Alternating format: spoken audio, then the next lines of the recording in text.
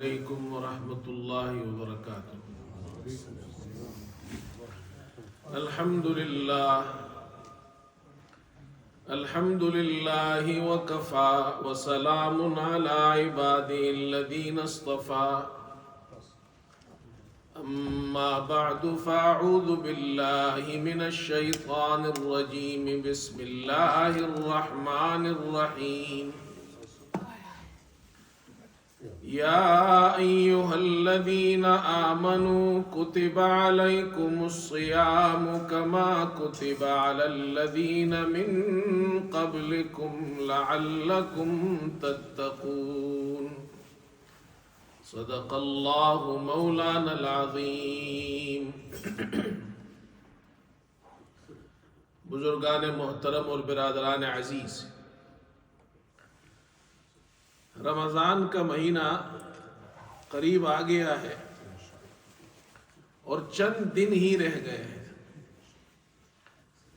اللہ تعالیٰ سے یہ دعا ہے کہ اللہ تعالیٰ ہم سب کو، تمام مسلمانوں کو رمضان کی مبارک ساعتیں نصیب فرمائے، اور اس ماہ مبارک میں رمضان کے روزے رکھنے کی، تراویح کی، قیام کی، اور قرآن سننے کی اور قرآن پڑھنے کی توفیق عطا فرمائے۔ یہ ماہ مبارک، یہ مبارک مہینہ، یہ ایسا مہینہ ہے جس میں اللہ تعالیٰ نے قرآن نازل کیا ہے۔ اس میں ایک رات ہے جو 1000 مہینوں سے بہتر ہے، اور یہ ایسا مبارک مہینہ ہے کہ اس میں اللہ تعالیٰ جنت کے دروازے کھول دیتا ہے اور جہنم کے دروازوں کو بند کر دیتا ہے۔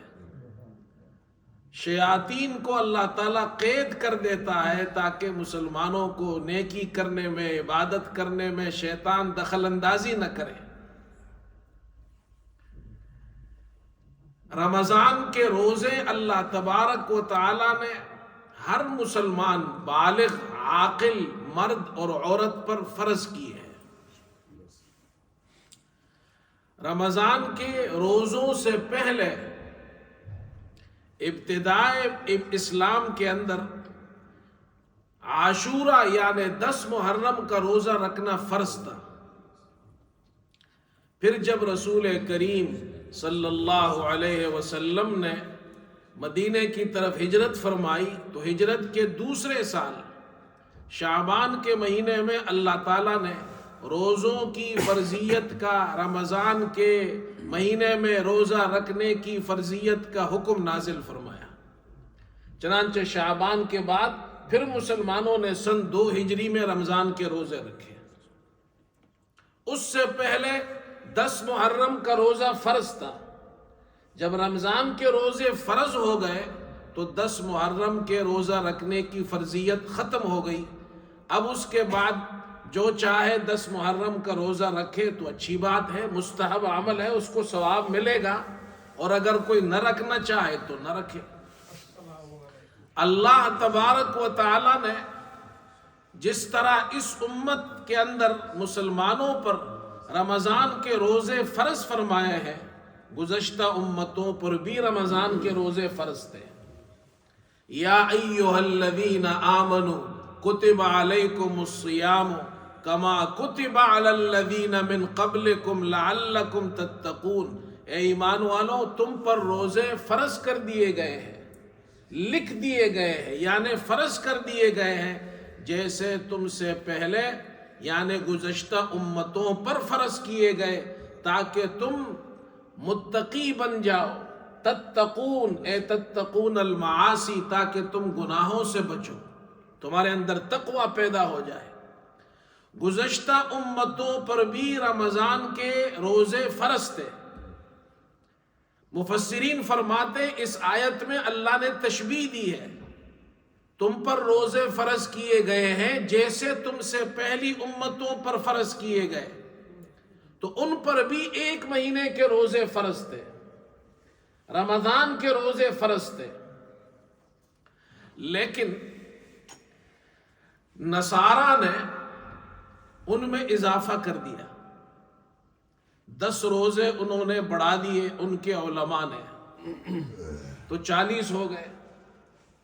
پھر ایک بادشاہ بیمار ہو گیا تو اس نے نظر مانی اگر میں ٹھیک ہو جاؤں تو اس میں مزید میں 10 روزے بڑھا دوں گا، اللہ تعالیٰ مجھے شفا دے تو میں 10 روزوں کا اور اضافہ کر دوں گا۔ اسے شفا مل گئی تو اس نے 10 روزوں کا اور اضافہ کر دیا تو 50 ہو گئے۔ پھر جب گرمی کا موسم آیا تو گرمی میں روزہ رکھنا مشکل تھا، تو انہوں نے گرمی کی جگہ اسے موسم بہار میں منتقل کر دیا اور قمری حساب کے بجائے شمسی حساب سے روزہ مقرر کیا، اس لیے کہ شمسی حساب سے پھر سال میں موسم بہار اسی دن آتا ہے، اسی تاریخ کو اسی مہینے آتا ہے، لہٰذا انہوں نے اپنے روزوں کو شمسی حساب سے موسم بہار میں مقرر کر لیا۔ اللہ تبارک و تعالیٰ نے مسلمانوں پر روزے فرض فرمائے رمضان کے 1 مہینے کے، 29 دن بھی ہو سکتے ہیں، 30 بھی ہو سکتے ہیں۔ چاند دیکھ کر روزہ رکھا جاتا ہے، چاند دیکھ کر عید کی جاتی ہے، اور قمری حساب سے ہم روزہ رکھتے ہیں، اس لیے ہر سال روزے 10 دن تقریباً پیچھے آتے ہیں، کبھی سردیوں میں، کبھی گرمیوں میں، کبھی بڑے روزے، کبھی چھوٹے روزے۔ اب سردیوں میں آ رہے ہیں آہستہ آہستہ روزے، تو روزے اب چھوٹے ہو رہے ہیں، تو ہمارے حساب سے قمری حساب سے ہم روزہ رکھتے ہیں۔ اور پھر اللہ کے رسول صلی اللہ علیہ وسلم نے ایسا بندوبست فرمایا ہے کہ اس میں کوئی زیادتی اضافہ نہیں کر سکتا۔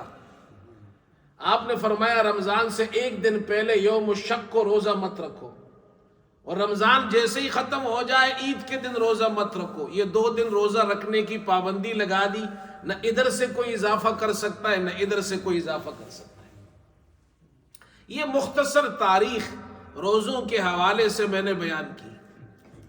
رمضان کے روزے رکھنے کی بڑی فضیلت ہے، احادیث میں اس کی بڑی فضیلت آئی ہے۔ امام بخاری رحمۃ اللہ علیہ نے احادیث نقل کی ہے، جس میں ایک حدیث یہ نقل کی ہے، اللہ کے رسول صلی اللہ علیہ وسلم فرماتے ہیں والذی نفسی بیدہ لخلوف فم الصائم اطیب عند اللہ من ریح المسک، کہ اس ذات کی قسم جس کے قبضے میں میری جان ہے کہ روزے دار کے منہ میں جو بدبو پیدا ہوتی ہے خالی پیٹ ہونے کی وجہ سے روزہ رکھنے میں، اللہ کی یہاں وہ بدبو مشک سے زیادہ پسندیدہ ہے۔ اللہ تعالیٰ ارشاد فرماتے ہیں یترک طعامہ وشرابہ وشہوتہ من اجلی، میری وجہ سے اس نے کھانے پینے اور شہوت پوری کرنے کو چھوڑ دیا ہے، ترک کر دیا ہے۔ الصیام لی، روزہ خاص میرے لیے ہے۔ یہ اس روزے کی خصوصیت ہے، اللہ فرماتے ہیں روزہ خاص میرے لیے ہے، حالانکہ ہم تو نماز بھی اللہ کے لیے پڑھتے ہیں، زکوٰۃ بھی اللہ کے لیے دیتے ہیں، حج بھی اللہ کے لیے کرتے ہیں، لیکن ان عبادات کے اندر ریا ہو سکتا ہے، دکھلاوا ہو سکتا ہے۔ روزہ ایسی عبادت ہے جو کسی کو نظر نہیں آتی، اس لیے اس میں ریا نہیں ہو سکتا۔ اللہ فرماتے یہ خاص میرے لیے ہے، وَأَنَا أَجْزِي بِهِ، اس کا بدلہ میں دوں گا، اپنی شان کے مطابق اللہ بدلہ عطا فرمائے گا۔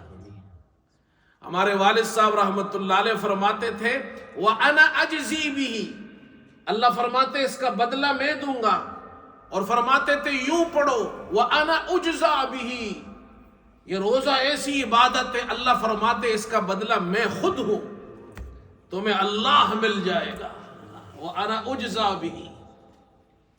یہ اس روزے کی فضیلت ہے۔ یہ مبارک مہینہ آنے والا ہے، تیاری کرے مسلمان، شوق ذوق سے روزہ رکھے، یہ فضائل سامنے رکھے۔ اور آپ صلی اللہ علیہ وسلم نے ارشاد فرمایا، بخاری کی روایت ہے کہ جنت کے اندر ایک دروازہ ہے جس کا نام ہے ریان، لا يدخل منہ الا الصائمون، اس سے اور کوئی داخل نہیں ہوگا سوائے روزے داروں کے۔ اور آپ صلی اللہ علیہ وسلم نے جنت کے دروازوں کا ذکر فرمایا۔ اس کے بعد والی حدیث میں آپ نے فرمایا جنت کے مختلف دروازے ہیں، اس حدیث میں آپ نے ذکر کیے جو نمازی لوگ ہوں گے، یعنی زیادہ نماز کثرت سے نوافل پڑھتے ہیں، فمن کان من اہل الصلاۃ دعی من باب الصلاۃ، ان کو جنت کے اندر ایک دروازہ ہے باب الصلاۃ، نماز کے دروازے سے ان کو بلایا جائے گا، آؤ آؤ نمازیو اندر آ جاؤ۔ فمن کان من اہل الصلاۃ دعی من باب الصلاۃ ومن کان من اہل الجہاد دعی من باب الجہاد ومن کان من اہل الصیام دعی من باب الریان ومن کان من اہل الصدقۃ دعی من باب الصدقہ۔ نمازیوں کو نماز والے دروازے سے بلایا جائے گا، آئیے آئیے جنت میں تشریف لائیے۔ اہل جہاد کو جہاد والے دروازے سے، روزے داروں کو ریان کے دروازے سے۔ ریان کے معنی سیرابی کے ہیں، تم نے روزے رکھے، بھوک اور پیاس برداشت کی، اب ان کو اللہ تعالیٰ وہاں ایسا مشروب پلائے گا کہ اس کے بعد انہیں پیاس نہیں لگے گی۔ باب الریان سے صدقے والے جو کثرت سے صدقہ دیتے ہیں، باب الصدقہ سے ان کو بلایا جائے گا۔ ابو بکر صدیق رضی اللہ تعالی عنہ وہ یہ حدیث سن رہے تھے، انہوں نے آپ صلی اللہ علیہ وسلم سے پوچھا، اے اللہ کے رسول، کیا ایسا بھی کوئی خوش نصیب ہوگا جس کو جنت کے تمام دروازوں سے یعنی 8 دروازوں سے بلایا جائے گا؟ آپ نے فرمایا ہاں ایسا بھی ہوں گے، ایسے لوگ بھی ہوں گے، اور فرمایا مجھے امید ہے اے ابو بکر تم بھی ان میں سے ہو۔ اللہ اکبر۔ یہ روزے یہ بڑے مبارک دن آنے والے ہیں، شوق ذوق سے روزہ رکھیں۔ ایک روزہ رکھنے پر جو اجر ملتا ہے، رمضان کا ایک روزہ اتنا بڑا قیمتی ہے میرے دوستو۔ آج کی اس تقریر میں یہ حدیث ضرور یاد رکھیں، تمام مسلمان یہ جتنے گھروں میں سن رہے ہیں یہ ایک حدیث ضرور یاد رکھیں، بغیر کسی عذر کے، بیماری کے یا سفر ہو شرعی روزہ نہ چھوڑے۔ چھوٹی چھوٹی باتوں پہ روزہ چھوڑ دینا بہت بڑی محرومی کی بات ہے۔ حدیث آپ کو سناتا ہوں، بعض لوگ ذرا سی بات پہ روزے چھوڑ دیتے ہیں۔ آج میں نے سحری نہیں کھائی، روزہ چھوڑ دیا، افطاری میں اتنا کھاتے ہیں ہم 2 دن کے لیے کافی ہو جاتا ہے۔ امام بخاری رحمت اللہ علیہ یہ روایت نقل کرتے ہیں حضرت ابو ہریرہ رضی اللہ عنہ سے، انہوں نے تعلیقاً نقل کی ہے، وَيُذْكَرُ عَنْ أَبِي هُرَيْرَةَ رَفَعَهُ، ابو ہریرہ نے یہ روایت مرفوعاً نقل کی ہے، یعنی آپ صلی اللہ علیہ وسلم نے ارشاد فرمایا، من افطر یوما من رمضان من غیر رخصت ولا مرض، ایک شخص نے اگر رمضان کا ایک روزہ بغیر کسی عذر کے یا بیماری کے چھوڑ دیا، نہیں رکھا، کوئی بیماری نہیں ہے، کوئی وجہ نہیں، رمضان کا روزہ نہیں رکھا اس نے، ویسے ہی چھوڑ دیا اس نے، آج میں آنکھ دیر سے کھلی، سحری نہیں کھائی، چھوڑ دیا اس نے روزہ، آپ صلی اللہ علیہ وسلم نے اس روایت میں ارشاد فرمایا، لم یقضی صیام الدہر وان صام، وہ ساری زندگی روزہ رکھے تو اس ایک روزے کی تلافی نہیں کر سکتا۔ آگے امام بخاری نے نقل کیا ہے، عبداللہ ابن مسعود نے بھی یہ روایت نقل کی ہے، پھر فرماتے ہیں کہ علماء فرماتے ہیں کہ اگر کسی نے ایک روزہ جان بوجھ کر چھوڑ دیا، کوئی عذر نہیں ہے، چھوڑ دیا، روزہ نہیں رکھا، پہلا کام تو یہ توبہ کرے، بہت بڑا گناہ کیا اس نے۔ آگے امام بخاری علماء کے اقوال ذکر کرتے ہیں کہ مولوی صاحب کے پاس جائیں گے تو وہ تو یہی بتائیں گے آپ نے ایک روزہ چھوڑا ہے تو اس کی ایک قضا کرے، قضا تو اس کی ایک ہی روزہ ہے، 2 روزے جان بوجھ کے چھوڑے تو 2 قضا کرے، 3 چھوڑے تو 3 قضا کرے۔ قضا تو آپ اتنا ہی کریں گے جتنے روزے چھوڑے ہیں۔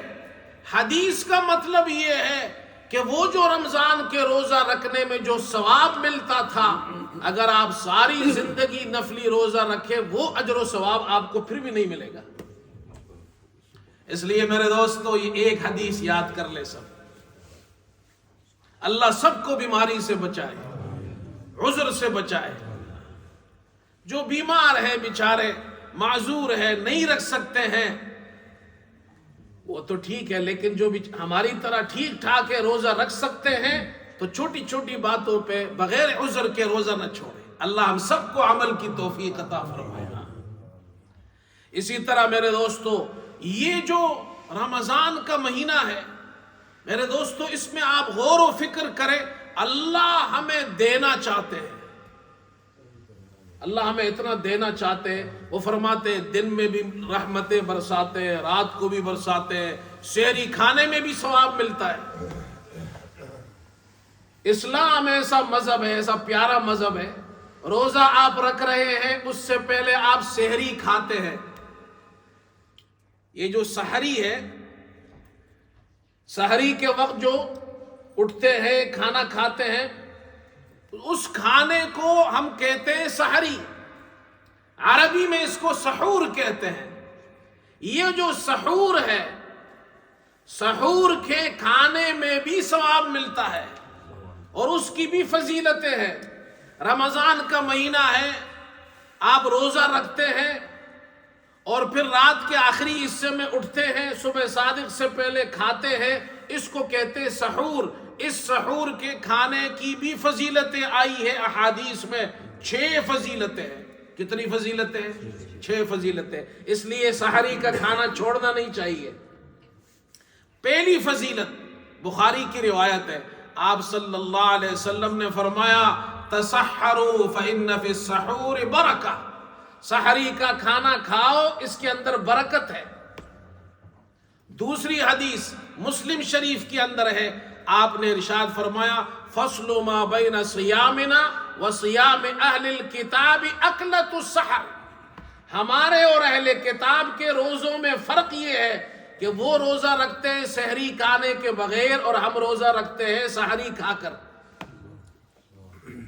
تیسری فضیلت آپ صلی اللہ علیہ وسلم نے ارشاد فرمایا، یہ مسند احمد میں روایت ہے، آپ نے ارشاد فرمایا سحری کا کھانا برکت کا کھانا ہے، اس لیے اسے کھاؤ، چاہے رات کو اٹھ کر ایک گھونٹ پانی ہی پی لو.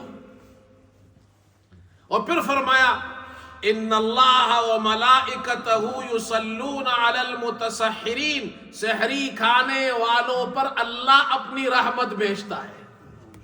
3 فضیلتیں ہو گئی. چوتھی فضیلت فرشتے ان کے لیے دعائیں کرتے ہیں. 5ویں فضیلت سنت کا ثواب ملتا ہے.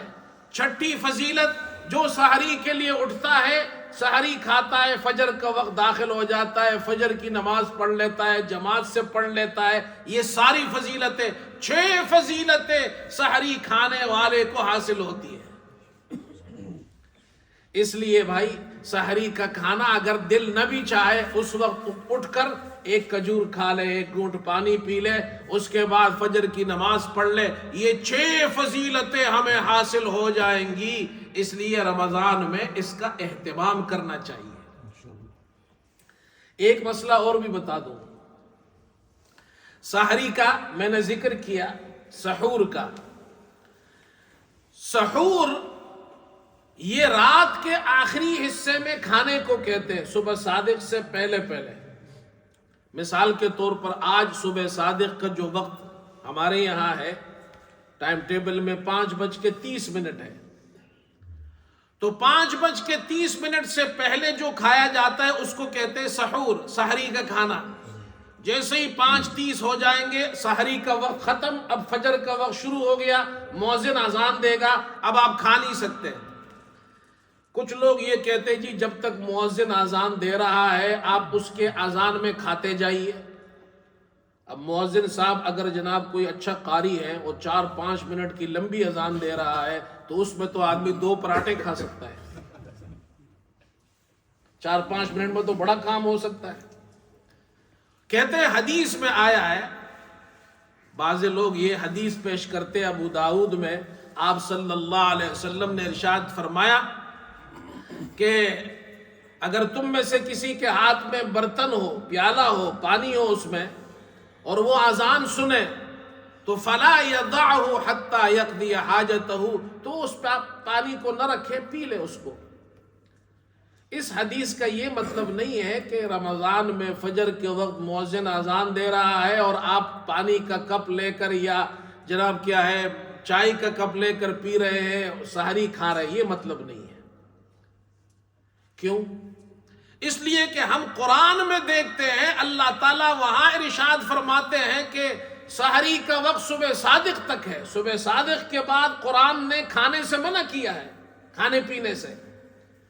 فرمایا وَكُلُوا وَاشْرَبُوا حَتَّى يَتَبَيَّنَ لَكُمُ الْخَيْطُ الْأَبْيَضُ مِنَ الْخَيْطِ الْأَسْوَدِ مِنَ الْفَجْرِ۔ اللہ فرماتے کھاؤ پیو، سحری کا کھانا یہ کھاؤ پیو، رات کو کھاؤ پیو، افطاری کے بعد پوری رات آپ کھاتے پی رہے ہیں، کھاؤ پیو۔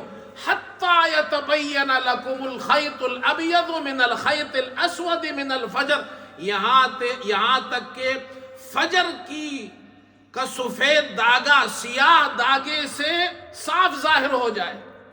مطلب یہ ہے فجر کی سفیدی یعنی صبح صادق کے وقت جو سفیدی ہوتی ہے یہ رات کی سیاہی سے ممتاز ہو جائے، اور تم دیکھ لو صبح صادق کا وقت ہو گیا ہے پھر نہیں کھا سکتے۔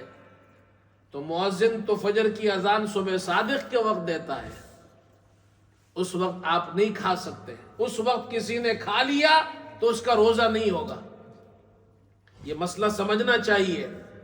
حدیث میں جو آیا ہے کہ مؤذن اذان دے رہا ہے، آپ کے ہاتھ میں پیالہ ہے تو آپ اس پانی کو پیئے، مطلب اس کا یہ ہے آپ صلی اللہ علیہ وسلم کے زمانے میں 2 اذانیں ہوتی تھی، ایک صبح صادق سے پہلے حضرت بلال رضی اللہ عنہ اذان دیتے تھے، اور دوسرا صبح صادق کے وقت عبداللہ ابن ام مکتوم اذان دیتے تھے۔ یہ بخاری میں روایت موجود ہے، امام بخاری نے باب باندھا ہے لا یمنعنکم اذان بلال من سحور، حضرت بلال کی اذان تمہیں سحری کھانے سے نہ روکے، اس لیے کہ حضرت بلال وہ صبح صادق سے پہلے اذان دیتے تھے، اور وہ اذان اس لیے دیتے تھے سونے والے جاگ جائیں اور سحری کرنے والے سحری کر لیں۔ جیسے ہمارے یہاں پاکستان میں آپ نے دیکھا ہوگا کہ سحری کے وقت کچھ لوگ آتے ہیں سحری سے آدھا گھنٹہ پہلے، ان کے ہاتھ میں ڈول ہوتا ہے، وہ بجاتے ہیں، کہتے ہیں مسلمانوں اٹھو سحری کا وقت ہو گیا ہے، کھانا کھا لو۔ کرتے نہیں کرتے؟ تو ہم لوگوں نے تو ڈول شروع کر دیا ہے۔ رسول اللہ صلی اللہ علیہ وسلم کے زمانے میں ڈول نہیں ہوتا تھا، اس لیے بھائی ڈول مول اس رمضان میں ڈول پیٹنا، اس سے بہتر یہ ویسے ہی آواز لگاؤ۔ حضرت بلال اذان دیتے تھے جو سوئے ہوئے وہ جاگ جائے، وہ سحری کر لے۔ اس لیے امام بخاری نے یہ باب باندھا ہے۔ حضرت عائشہ رضی اللہ عنہا کی حدیث ہے، وہ فرماتی ہے کہ حضرت بلال رضی اللہ عنہ وہ صبح صادق سے پہلے اذان دیتے تھے،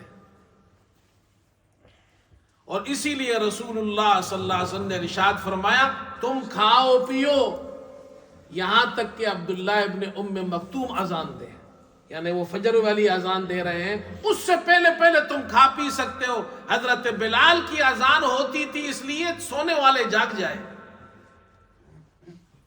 اب سمجھ میں آیا آپ کو حدیث کا مطلب؟ اس لیے بھائی فجر کی ہمارے یہاں تو وہ 2 اذانیں تو ہوتی نہیں ہیں، ہمارے یہاں تو صرف فجر کی اذان ہوتی ہے، اور ٹائم ٹیبل موجود ہے، تو گھر میں ٹائم ٹیبل ہر نماز ہر روز کے صبح صادق کا وقت اس میں لکھا ہوا ہے، اس کو دیکھیں اور اس سے پہلے 5 منٹ پہلے روزہ بند کر کے منہ صاف کر کے مسواک کر کے وضو کر کے ہم تیار ہو جائے مسجد میں آ جائیں۔ تو یہ روزے سے متعلق چند باتیں جو میں نے ذکر کی آپ کے سامنے۔ اچھا ایک بات اور بھی عرض کر دوں،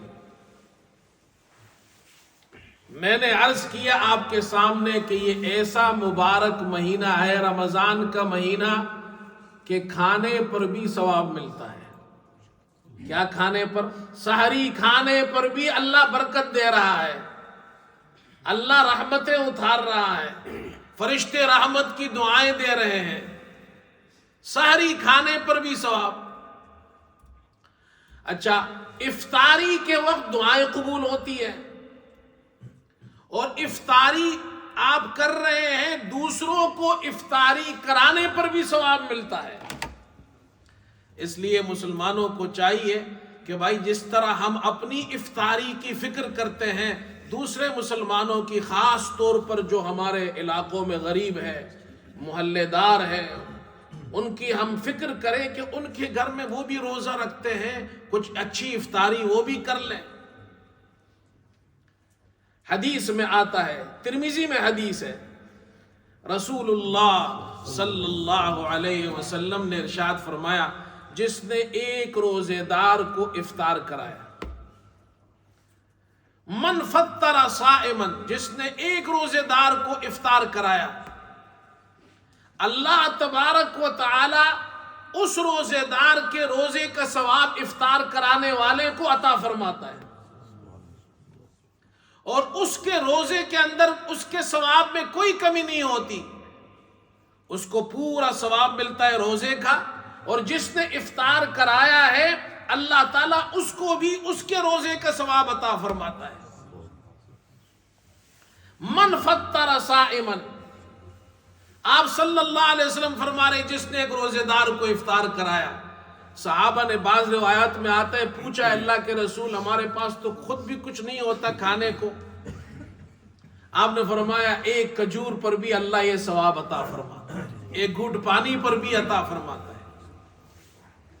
آپ نے فرمایا من فطر صائما کان لہ مثل اجرہ، اس روز جس کو آپ نے افطار کرایا اس کے روزے کا پورا ثواب آپ کو ملے گا، لا ينقص من اجرہ شیئا، اس کے ثواب میں کوئی کمی نہیں ہوگی۔ کتنا بڑا اللہ مہربان ہے، وہ ہمیں کتنا دینا چاہتا ہے، نوازنا چاہتا ہے ہمیں۔ تو بھائی اس میں بھی ہمیں بڑھ چڑھ کر حصہ لینا چاہیے، خاص طور پر اپنے علاقوں میں۔ اور پھر اللہ نے یہ فرمایا، اللہ کے رسول صلی اللہ علیہ وسلم نے یہ فرمایا ہے، جس نے روزے دار کو افطار کرایا، چاہے وہ روزے دار غریب ہو، چاہے وہ روزے دار امیر ہو، ثواب آپ کو پھر بھی ملے گا، ثواب آپ کو پھر بھی ملے گا، امیر ہو یا غریب ہو، جس کو بھی آپ روزہ ایک کھجور دے دیا، روزے دار کو ایک گھونٹ پانی دے دیا، آپ نے تھوڑا سا کھانا دے دیا، اس نے کھا لیا، اس نے روزہ افطار کر لیا، آپ کو ثواب ملے گا۔ اچھا کچھ لوگ یہ پوچھتے ہیں، مولوی صاحب ہمارے یہاں مسجد میں بھی ہوتا ہے، اجتماعی افطاری ہوتی ہے، اس میں لوگ کھانا لاتے ہیں، تو کہتے ہیں وہ تو اجتماعی افطاری ہوتی ہے، سب لاتے ہیں کھانا، تو ثواب کس کو ملے گا؟ جس نے پہلا والا جو کھانا لایا اس کا کھایا تو ثواب ملے گا، بعد والے کا کھایا تو نہیں ملے گا، ایسی بات نہیں ہے۔ جتنے لوگ لاتے ہیں اللہ سب کو ثواب عطا فرمائے گا ان کی نیتوں کے مطابق۔ اتنا بڑا رحمان ہے، اتنا بڑا رحیم ہے۔ اس لیے میرے دوستو، یہ میں نے چند فضیلتیں بیان کی ہے رمضان کے اس مبارک مہینے کے فضائل، روزے کے فضائل۔ اس لیے ہمیں کوشش کرنا چاہیے رمضان کا مہینہ آ جائے تو بھائی ایک بات اور بھی عرض کر دوں، 1-2 منٹ ہے ابھی۔ رمضان کا مہینہ یہ مبارک مہینہ ہے، جیسے ہمارے یہاں کاروبار کے اندر سیزن ہوتا ہے، تو سیزن میں لوگ کماتے ہیں، خوب کماتے ہیں، نہ اس کو پھر کھانے کی فکر ہوتی ہے، نہ اس کو پھر جناب کیا ہے کپڑے کی فکر ہوتی ہے، نہ اس کو جناب کیا ہے چائے پینے کی فکر ہوتی ہے، بس وہ بھاگ رہا ہوتا ہے کہ سیزن ہے میں اس میں خوب کما لوں۔ تو اللہ تعالیٰ نے یہ مہینہ رکھا ہے، یہ سیزن ہے، نیکیاں کمانے کا سیزن ہے، تو اس لیے اب اس میں کھانا بھی نہیں ہے، پینا بھی نہیں ہے، خواہش بھی نہیں پوری کرنی ہے، کماؤ اس میں بھائی، کماؤ۔ 2-3 باتیں میں عرض کرتا ہوں، ہر آدمی مجھ سمیت ہم سب یہ نیت کر لو بھائی، یہ جو ہم روزے رکھیں گے انشاءاللہ، تراویح پڑھیں گے انشاءاللہ، اگلے جمعے انشاءاللہ تراویح پر بیان ہوگا۔ ایک تو یہ نیت کرو کہ بھائی ہم سب روزے رکھیں گے انشاءاللہ، اللہ سب کو روزہ رکھنے کی توفیق دے، بیماریوں سے اللہ سب کو بچائے، پریشانیوں سے اللہ سب کو بچائے۔ دوسری یہ نیت کریں انشاءاللہ کم از کم ایک قرآن رمضان میں ختم کریں گے، ابھی سے نیت کرے، اپنے آپ کو فارغ کرے. بھائی میں کام کرتا ہوں، پورے سال کام کرتا ہوں، اس مہینے کے اندر میں 1-2 گھنٹے کم از کم اپنے آپ کو فارغ کروں گا. 1 سپارہ تو ہر آدمی پڑھ سکتا ہے روزانہ، تو 1 ختم ہو جائے گا. گھر کے اندر جو خواتین ہیں وہ بھی اس کا اہتمام کرے کہ بھائی 1 ختم ضرور کرے رمضان کے اندر. تو روزہ رکھنا ہے. رسول اللہ صلی اللہ علیہ وسلم حضرت جبرائیل علیہ السلام کے ساتھ قرآن کا دور فرماتے تھے ہر سال، اور جس سال آپ کا انتقال ہوا اس سال رمضان میں آپ نے 2 مرتبہ دور فرمایا قرآن کا. 1 ختم، تو 1 ختم ہم خود پڑھیں گے اور 1 ختم تراویح میں ہم سنیں گے تو ہمارے 2 ختم ہو جائیں گے. کتنی بڑی سعادت کی بات ہے. تو اپنا وقت کم کریں، کام کا، کاروبار کا، دکان کا، اپنا وقت تھوڑا سا نکالیں اس میں سے اور قرآن کے لیے وقت دیں. جو آپ کے یہاں ملازم کام کرتے ہیں ان کو بھی جلدی چھٹی دے بھائی، تاکہ وہ بھی کچھ آرام کر لیں، وہ بھی کچھ تلاوت کر لیں. اس کا فائدہ یہ ہوگا وہ جب آرام کرے گا، وہ جب قرآن پڑھے گا، آپ نے اس کو چھٹی دی ہے، کوئی بات نہیں ہے جی ہم آپ کو تنخواہ پوری دیں گے، آپ مسلمان ہیں، روزہ رکھتے ہیں، تو آپ کو یہ سہولت 1-2 گھنٹے پہلے چلے جائے. وہ جو عبادت آرام کرے گا اس کے روزے کا ثواب بھی اللہ آپ کو عطا کرے گا. اللہ ہم سب کو عمل کی توفیق عطا فرمائے. وآخر دعوانا الحمدللہ رب العالمین.